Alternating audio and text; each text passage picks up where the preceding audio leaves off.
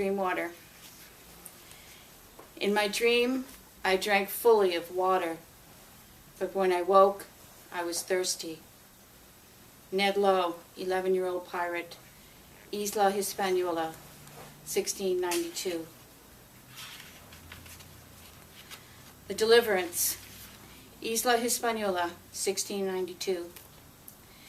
He was 11 years old, and already he drank too much. He could feel it. He was crimmy of the mornings. His arms and legs shook. When he first set foot upon the ship, he never imagined it would be like this. Never. Who would have?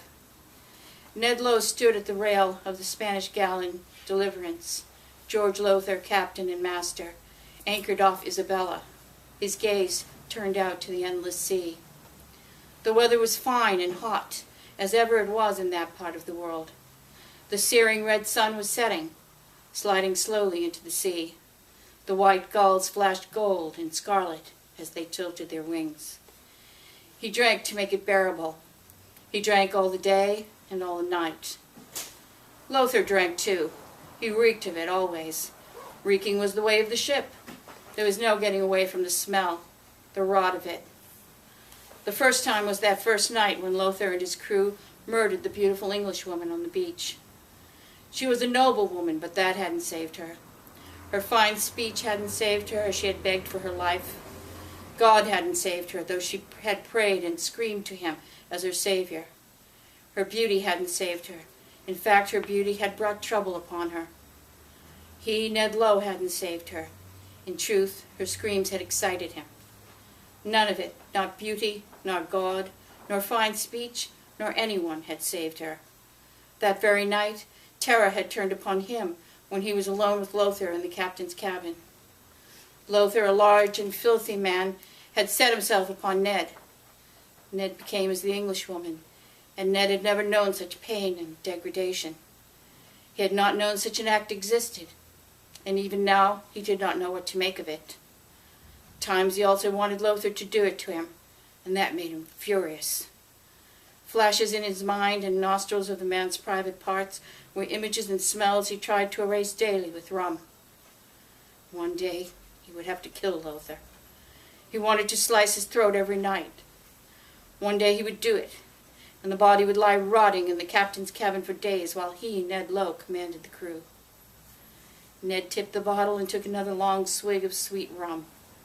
The horizon swayed a little, like a loose line in a gale. Still, truth be told, he was not sorry to be there in the Jamaicas. Not sorry on the whole that he had been taken. He could not have stayed at home for much longer. At times he was proud to be so hurt. He did not know what such pride did mean, only that it was. There were compensations alongside the terror. Warm breezes like the one that stirred his long black hair now, and ruffled the long scarlet scarf that tied around his head, though times, to be sure, the wind was too stifling hot for comfort. Also, he mused, he enjoyed the women, dark women, who caressed him and soothed his pain. He never thought he would have had women so soon. The women had taught him much.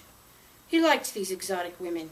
He liked their laughter, their colors, their softness, the music of them. They sang and danced at the ready to music he sometimes could not hear. The women loved to be generous toward him. Often they gave him presents, like the silk scarf he wore. His black eyes were rimmed with India coal. The women had done that. He wore a gold buckle and a twinkling diamond on his right ear. The women had decorated him and played with him like a doll. He finally had a good pair of leather boots to make him proud. These he had paid for himself with money he had earned as a fighter. Not a sailor, no, as he had no duties on board but to fight whenever the Deliverance took a vessel. He was no sailor. Ned spat into the ocean. He took another swig.